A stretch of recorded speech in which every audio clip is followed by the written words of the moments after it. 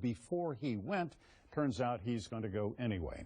And that certainly rankles Representative Ileana Ros-Lehtinen, a Miami veteran Republican who serves the 27th Congressional District, which includes much of Miami, Hialeah, Southwest Miami-Dade. Congresswoman, always I'm not too rankled.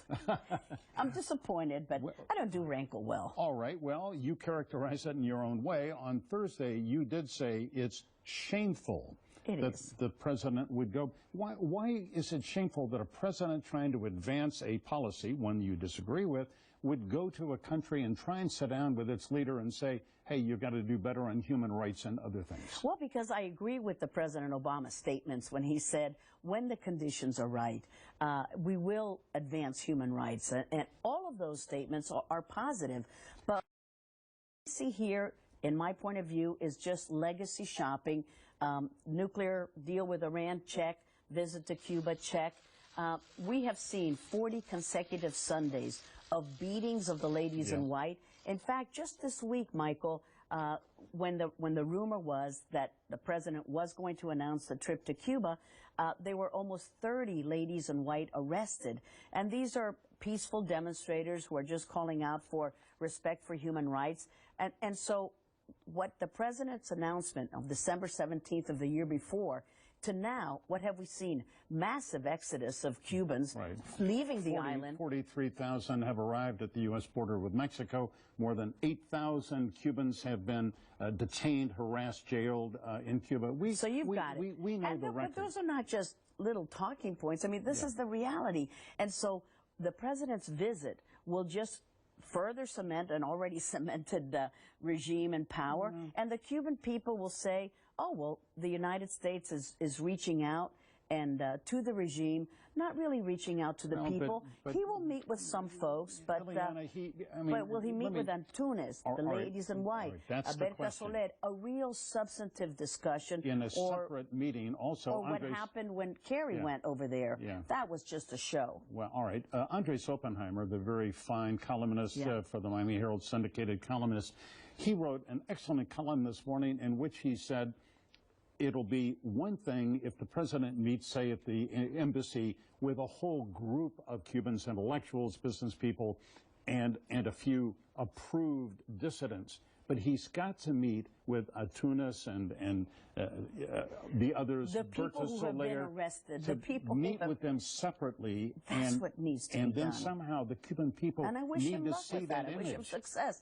And that's the that needs to be broadcast so that the dissidents don't feel that they have been shunned by the greatest democracy in the world.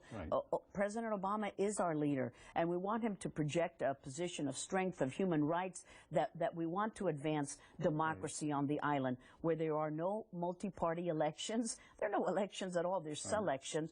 There are no labor unions. Everything that President Obama stands for as he sought the Democratic nomination, none of that is existence in Cuba, and we want him to advance that. And I wish him the best. He's going to go. There's nothing I can do to stop him, but if he's going to go, then we want him to advance American values that we want for all people to be free. Well, this is God-given. I want to play a soundbite from Ben Rhodes, his Deputy National Security Advisor, where he made the announcement. Well, I'm sorry, we don't have the soundbite. Anyway, Ben Rhodes said, yeah, we understand human rights is a huge issue, and the president is going to tell Raul Castro, your people need freedom of speech, freedom of assembly, free elections, and I'm sure that at some point the president, who knows the tone in which that conversation will take place, but I mean, isn't it at least positive for our president to look eye to eye with Raul Castro and say those things? It is positive to say those things, but I don't think President Obama has any illusion that Cuba is going to change under the Castros. In fact, Grandma, the official communist paper of Cuba, where they don't have a free press. You don't have a Michael Putney This Week in South Florida show there.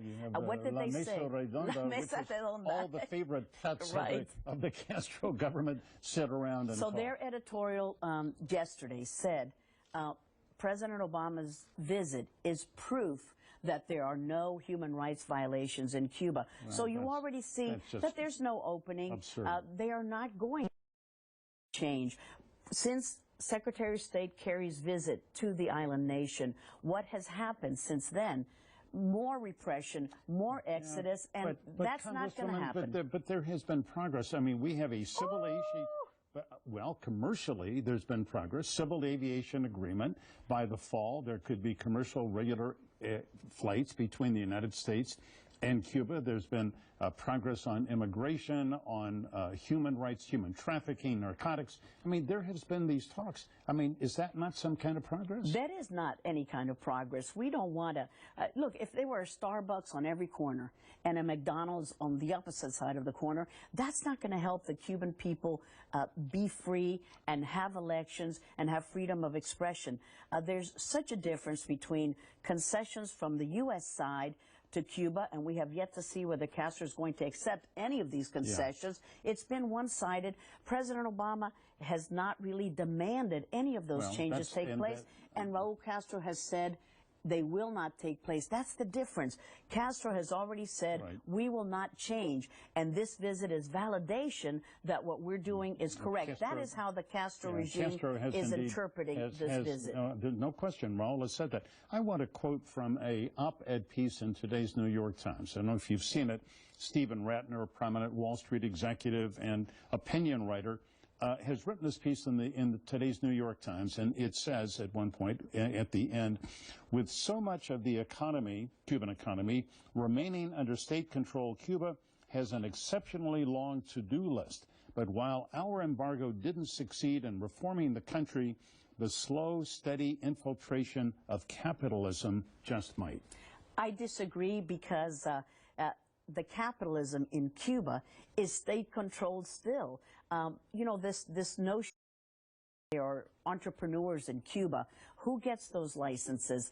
The regime, relatives, pals of the regime. And we want this Alice in Wonderland myth that these things are happening in Cuba, that Cuba is opening up to capitalism, and it's not happening. People like Mike Fernandez of Coral Gables, the health insurance, greatly, yes. You know, a really extraordinary guy. I agree. mean, he and Joe Arreola and former Commerce Secretary Gutierrez and Carlos Rodriguez, all these really prominent Cuban Americans have said, we want to encourage the private sector in Cuba. They've gone there. We all do. And it's not possible under a state-controlled regime that controls the economy as well. It controls the tourist sector. And look, I'd like to go to their optometrist because I'd love to get those rose-colored glasses as well because I don't see it. It's not happening. And we hope that it does.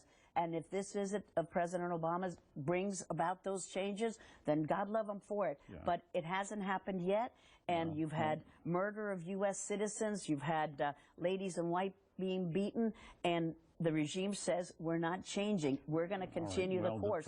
So I don't know how it can change. The president says he's intent. We'll talk about this more. And I also want to hear you out on Donald Trump as your party's presidential nominee. I know you've got a lot to say about that. Stay with us.